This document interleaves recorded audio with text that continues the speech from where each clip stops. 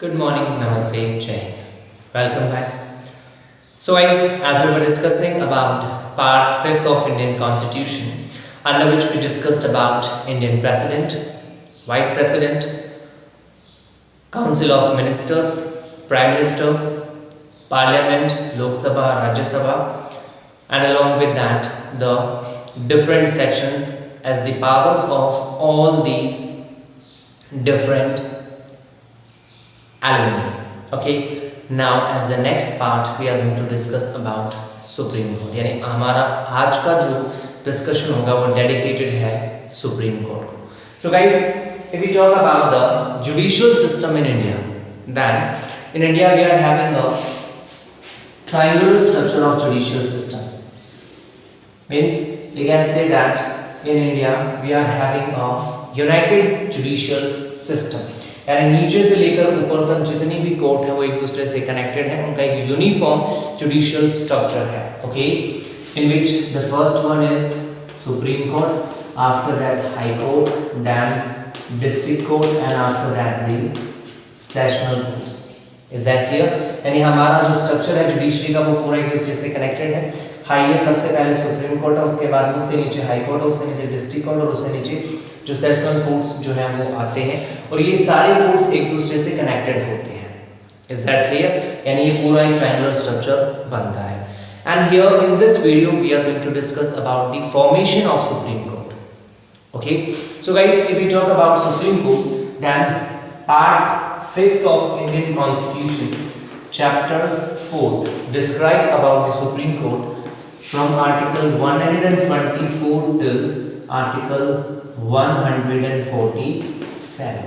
Okay, यानी constitution के part 5 में चैप्टर 4 जो है वो आर्टिकल 124 से 147 तक क्लियरली मेंशन करता है अबाउट द जजेस of, about the formation and the powers of supreme court. And here we are going to discuss about the formation of supreme court. यानी हमारा आज का जो वीडियो है वो डेडिकेटेड है formation of supreme court. Is that clear? यानी जो उच्चतम न्यायालय है, सुप्रीम कोर्ट है, वो कैसे बनता है, उसका स्ट्रक्चर, उसका ढांचा कैसे बनता है. Okay, so the first thing is the number of जजेस इन सुप्रीम कोर्ट. तो गाइस, भारत में एक सुप्रीम कोर्ट सर्वोच्च न्यायालय, उच्चतम न्यायालय होगा जिसमें 1 चीफ जस्टिस और 7 अदर जजेस होंगे जब तक कि पार्लियामेंट नया कानून बनाकर इस नंबर को इंक्रीज नहीं करता है. There shall be a Supreme Court in India consisting 1 chief justice and 7 other judges. This number will continue till Parliament will make a special law in this regard for increasing the number of judges in Supreme Court. Clear हुआ? तो इसमें number of जजेस जो हैं, यानी supreme court का प्रावधान और उसमें जजेस की संख्या, नंबर कितने होंगे, ये आर्टिकल 124 के सेक्शन 1 में मेंशन किया गया. और इसमें आपको ये भी पता चलेगा कि जो मैन कॉन्स्टिट्यूशन में जो डिस्क्रिप्शन दिया गया था उसमें सबसे पहले ये ऐड किया गया कि 1 चीफ जस्टिस और 7 अदर जजेस होंगे, टोटल 8 होंगे, और ये तब तक रहेंगे जब तक कि पार्लियामेंट स्पेसिफिक कोई लॉ बनाकर इस नंबर को चेंज नहीं करती. पार्लियामेंट ने इसके लिए लॉ बनाया, फर्स्ट लॉ कॉल इन 2008, और नंबर ऑफ जजेस को इंक्रीज करके कर दिया गया 31. So at present there are 1 chief justice and 30 other जजेस आर देयर. ठीक है, ये डिस्कशन 2019 से पहले है. Now at present the Indian government passed a law in August 2019, and as per this amendment law, the number of judges increased from 31 to 34, consisting 1 chief justice and 33 other judges. यानी simple सा point ये है कि जब supreme court में number of जजेस का discussion होता है तो उसमें सबसे पहले 8 जजेस डिसाइड किए गए थे, 1 चीफ जस्टिस और 7 अदर जजेस. ओके, उसके बाद 2008 में सबसे पहले इंडिया में सुप्रीम कोर्ट नंबर ऑफ जजेस अमेंडमेंट एक्ट 2008 पास किया गया बाय द इंडियन पार्लियामेंट। फिर नंबर ऑफ जजेस को 8 से 31 किया गया, 1 चीफ जस्टिस एंड 30 अदर जजेस। Is that clear? Okay. After that 2019 में एक और अमेंडमेंट किया गया, सुप्रीम कोर्ट नंबर ऑफ जजेस अमेंडमेंट एक्ट अगस्त 2019। तो 5 अगस्त 2019 को लोकसभा से, 7 अगस्त 2019 को राज्यसभा से एंड 10 अगस्त 2019 में को पार्लियामेंट प्रेसिडेंट के द्वारा साइन किया गया था। और इसने नंबर ऑफ जजेस को 31 से 34 कर दिया, 1 चीफ जस्टिस एंड 33 अदर जजेस आर देयर। यानी at present maximum number of जजेस in Supreme Court can be 34, 1 chief justice and 33 other judges. Is that clear? Okay. Now the next thing. After the number of judges, the next thing is the appointment of judges. यानी इन 34 judges का appointment कैसे होगा, इनकी नियुक्ति कैसे होगी।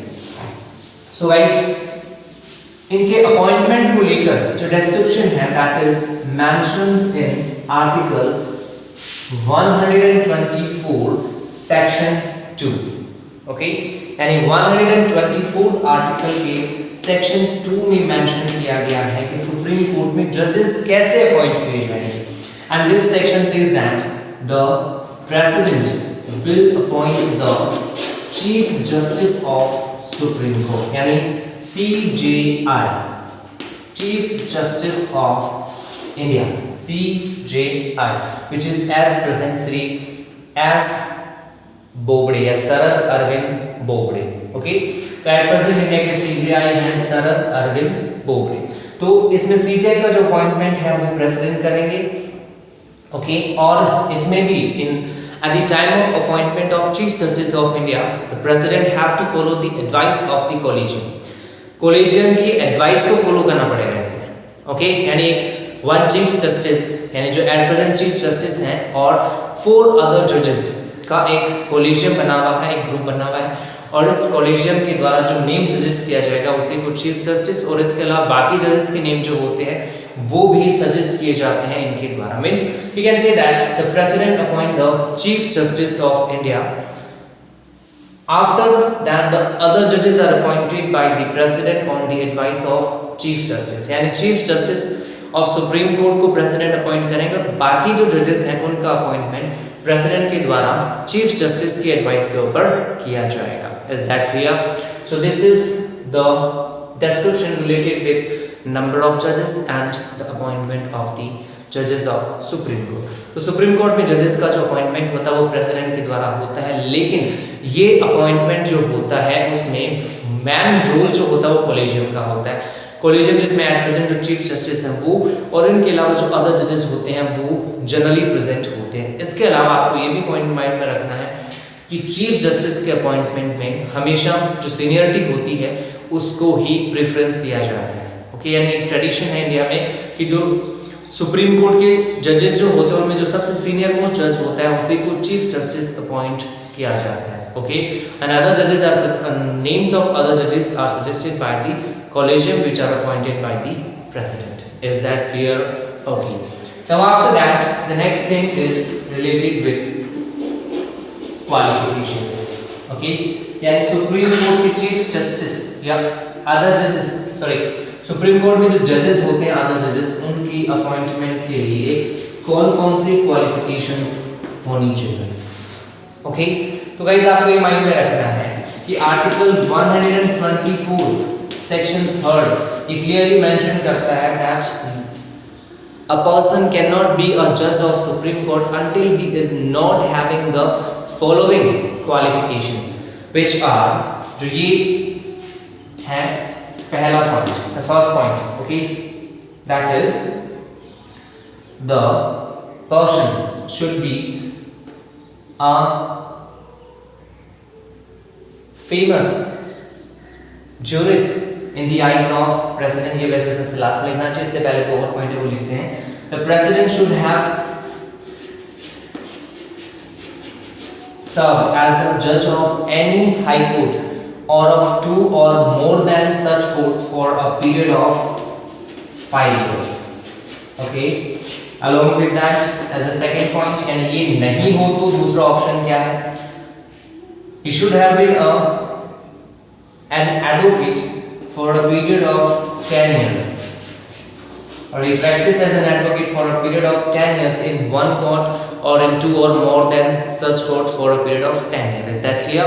यानी simple सा पॉइंट ये है कि या तो वो एज अ जज किसी हाई कोर्ट में 5 ईयर के लिए, एक कोर्ट में 2 या ऐसे किसी इससे ज़्यादा कोर्ट्स में कम से कम 5 ईयर के लिए एज अ जज रहा हो।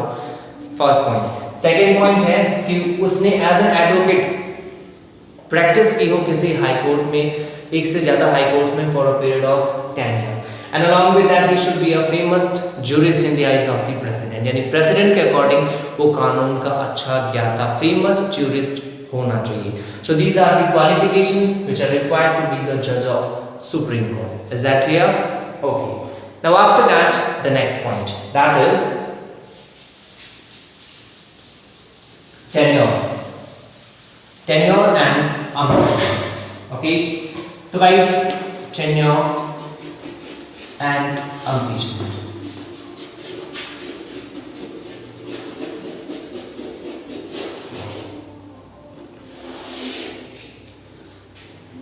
So guys, impeachment procedure related with the president is mentioned in section 4th of article 124 of the Indian Constitution, और ये कहता है कि प्रेसिडेंट जो होता है उसके लिए वैसे तो कोई फिक्स टेन्योर नहीं है। ओके, यानी मिनिमम एज में तो कोई भी फिक्स टेन्योर इसमें नहीं है, लेकिन मैक्सिमम ये है कि वो 65 इयर्स तक अब एज अ जज रह सकता है। Is that clear? Means we can say that there is no limitation as the minimum as to be the judge of Supreme Court, but there is the upper limit according to which a person can be the judge of Supreme Court till the age of 65 years, यानी 65 years तक वो Supreme Court के जज बनकर रह सकते हैं। Is that clear? Okay. उसके बाद नेक्स्ट पॉइंट है कि 65 इयर्स तक रहेंगे तो वो फिक्स है कि 65 ईयर तक एज कंप्लीट होने तक वो जज रहेंगे, लेकिन इससे पहले भी कुछ ऐसे सिचुएशन है जिनमें उनको हटाया जा सकता है। वो कौन सी है? Okay, first of all he can himself submit his resignation. First point, वो खुद अपनी पोस्ट से रिजाइन कर सकते हैं। As a second point in the situation of death, and as the third point through impeachment, means both the houses of parliament can pass a motion with special majority, means we can say that majority of the total number of members or majority of 2/3 members out of the total number of members present in the meeting. Okay, यानी हम ये कह सकते हैं कि article 124 का section 4 ये कहता है कि प्रेसिडेंट जो है वो सुप्रीम कोर्ट में जो जजेस होते हैं वो 65 ईयर तक की एज तक अपनी पोस्ट पे रहते हैं। उसमें कोई मिनिमम एज लिमिट नहीं है कि कितनी लिमिट के बाद कोई सुप्रीम कोर्ट का जज बन सकता है। ओके, इसके अलावा इसमें सुप्रीम कोर्ट के जजेस में जो टेन्योर है वो वैसे फिक्स है, लेकिन उसमें भी ये है कि यदि वो चाहे तो खुद अपनी पोस्ट से रिजाइन कर सकते हैं। डेथ की सिचुएशन में उनकी जो पोस्ट है वो वैकेंट हो सकती है, या फिर पार्लियामेंट उनको इम्पीचमेंट मोशन के द्वारा भी हटा सकती है। और इस इम्पीचमेंट मोशन में एक स्पेशल प्रोसीजर है जो आर्टिकल 124 के सेक्शन 4 पे मेंशन है, and which is clearly says that to discuss an impeachment motion in the parliament it is necessary that this kind of motion should be proposed by 50 members, means with the signature of 50 members in Rajya Sabha and with the signature of 100 members in Lok Sabha। यानी राज्य सभा में कम से कम 50 members उस bill को sign करें, उस proposal को साइन करें, तब उसका राज्यसभा में डिस्कशन होगा after the consent of the speaker of Rajya Sabha. और वैसे लोकसभा में 100 मेंबर्स यदि किसी बिल के ऊपर साइन करके देते हैं तो स्पीकर के कंसेंट के बाद जजेस को रिमूव करने के लिए इम्पीचमेंट मोशन के ऊपर डिस्कशन किया जा सकता है। Is that clear? Okay, now after that the next thing and that is salary and allowances. So guys, the जजेस of supreme Court receive fixed salary and allowances as decided by the second schedule of the Indian Constitution. Along with that, the Parliament is allowed to change the salary allowances received by the judges of Supreme Court. So guys, salary and allowances जो है वो जजेस को fix salary allowances मिलते हैं, और ये salary allowances का जो डिस्क्रिप्शन है वो इंडियन आर्टिकल के सेक्शन 125 में मेंशन किया गया है। और ये आर्टिकल मेंशन करता है कि सुप्रीम कोर्ट के जजेस को कॉन्स्टिट्यूशन के सेकंड शेड्यूल में डिसाइडेड जो स्ट्रक्चर है उसके अकॉर्डिंग सैलरी मिलेगी, और ये सैलरी अलाउंसेस जो इनको मिलते हैं, ये सैलरी अलाउंसेस पार्लियामेंट के द्वारा टाइम टू टाइम चेंज किए जा सकते हैं। Means parliament is allowed to change the salary allowances for the जजेस ऑफ सुप्रीम कोर्ट, यानी इनको डिसाइड करने का राइट पार्लियामेंट के पास में होता है। Is that clear? Now after that the next an information में जो नेक्स्ट पॉइंट है that is related with restrictions. So guys, for the judges of Supreme Court, there are some restrictions decided by the Indian Constitution, under which it is said that the person who was appointed as the judge of Supreme Court was not allowed to serve in any other court as a judge, or we can say that he is not allowed to serve as an advocate in any high court or in Supreme Court. यानी simple सा point ये है कि जो as जज एक बार appoint किया जाता है उसके ऊपर ये रेस्ट्रिक्शन इम्प्लीमेंट होता है कि एक बार जज अपॉइंट होने के बाद सुप्रीम कोर्ट के जजेस को किसी भी दूसरे कोर्ट में किसी भी दूसरे जज के सामने एज एन एडवोकेट प्रैक्टिस करने का राइट नहीं होता है। Means they are not allowed to practice in front of any other जज, मीन्स जजेस ऑफ हाई कोर्ट और एनी अदर कोर्ट। ओके, सो ये रेस्ट्रिक्शन उनके ऊपर इम्प्लीमेंट होता है। And now after that the next point is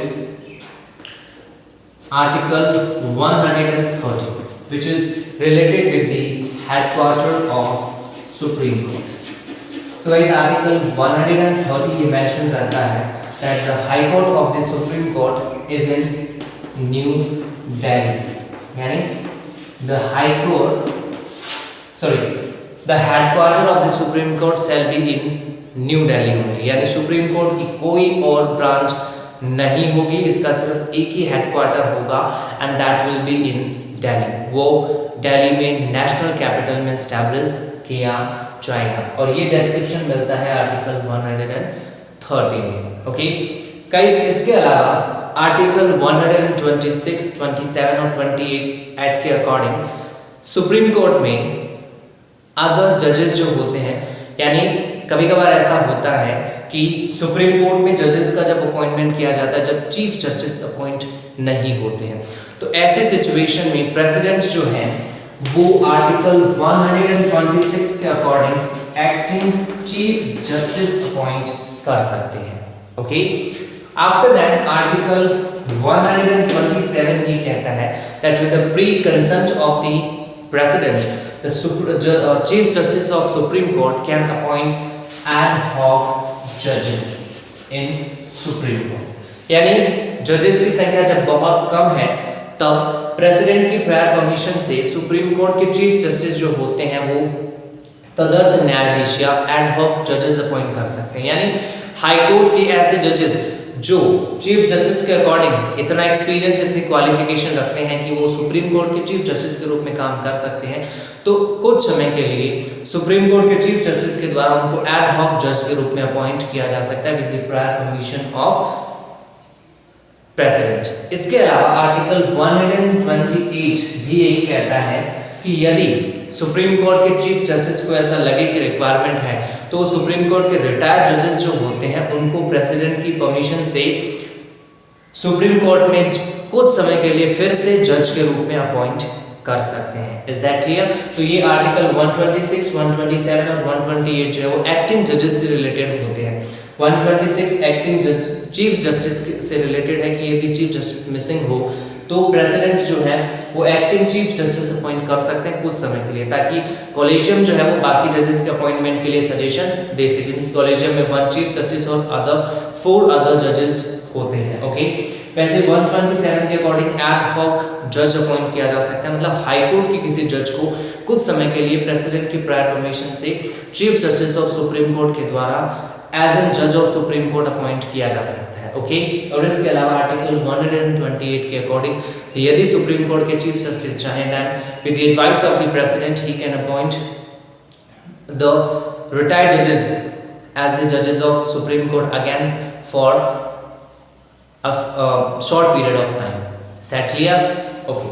So in this way, the discussion related with the formation of Supreme Court is over. Means we have completely discussed about the formation of Supreme Court. यानी इसमें हमने discuss किया कि number of जजेस of supreme court कितने हो सकते हैं, उनका अपॉइंटमेंट कैसे होता है, उनकी क्वालिफिकेशंस क्या होनी चाहिए, उनका टेन्योर, अम्पीचमेंट कैसे होता है। इसके अलावा सैलरी एंड अलाउंसेज जो आर्टिकल 125 में मेंशन किए गए। इसके अलावा एक्टिंग चीफ जस्टिस, एडहॉक जजेस और रिटायर्ड जजेस of supreme court as an acting जजेस ऑफ सुप्रीम कोर्ट हमने डिस्कस किया। इसके अलावा हमने ये भी डिस्कस किया कि सुप्रीम कोर्ट जो होता है उसका हेडक्वार्टर सिर्फ दिल्ली में होगा under section 130 article 130 of the Indian constitution. And the last the point is supreme court is free from criticism, यानी हमारा कॉन्स्टिट्यूशन ये कहता है that the decisions the judgments of the judges of Supreme Court are free from criticism. They cannot be criticized or discussed at the platform of Lok Sabha and Rajya Sabha or any other assembly. यानी किसी भी assembly में, किसी भी house में judges of Supreme Court के decisions के बारे में कोई criticism, कोई discussion नहीं किया जा सकता। Is that clear? So guys, about the remaining things of Supreme Court means about the powers, functions, rights of Supreme Court we will discuss in the next video. Till then, stay at your home, be safe, see you soon in the next one, and if you like it, don't forget to press the like button. Thank you very much, have a nice day, Jai Hind.